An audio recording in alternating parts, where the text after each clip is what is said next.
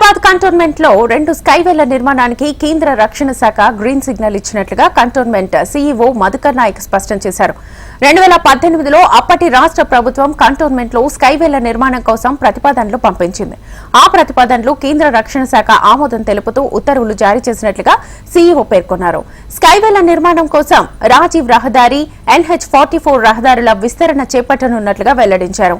కేంద్ర రక్షణ శాఖ నిర్ణయంతో జిల్లాల నుంచి నగరానికి వచ్చే వాహనదారులకు ట్రాఫిక్ కష్టాలు తీరడంతో పాటు వేగంగా ప్రయాణించేందుకు దోహదపడుతుందని తెలిపారు.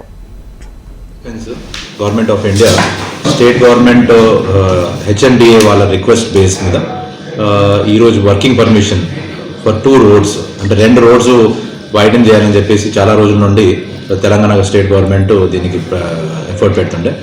అటువంటిది ఈరోజు ఫైనల్గా శాంక్షన్ అయింది.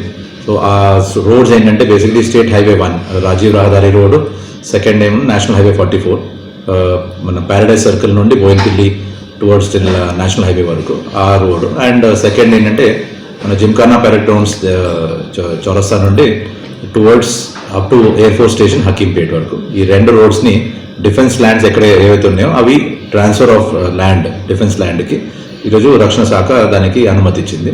సో ఆ అనుమతి ప్రకారంగా స్టేట్ గవర్నమెంట్ ఆఫ్ తెలంగాణ ఇప్పుడు ఈ ప్రాజెక్ట్స్ ఏదైతే వాళ్ళు ప్రపోజ్ చేశారో ఈ 2 రోడ్స్ని వైడెన్ చేయడానికి కొరకు ఆ వైడనింగ్లో కూడా ఎలా అంటే బేసిక్లీ ఎలివేటెడ్ స్కైవేస్ అండ్ ఇంకోటి ఏంటంటే 2 ప్లేసెస్లో టనల్స్.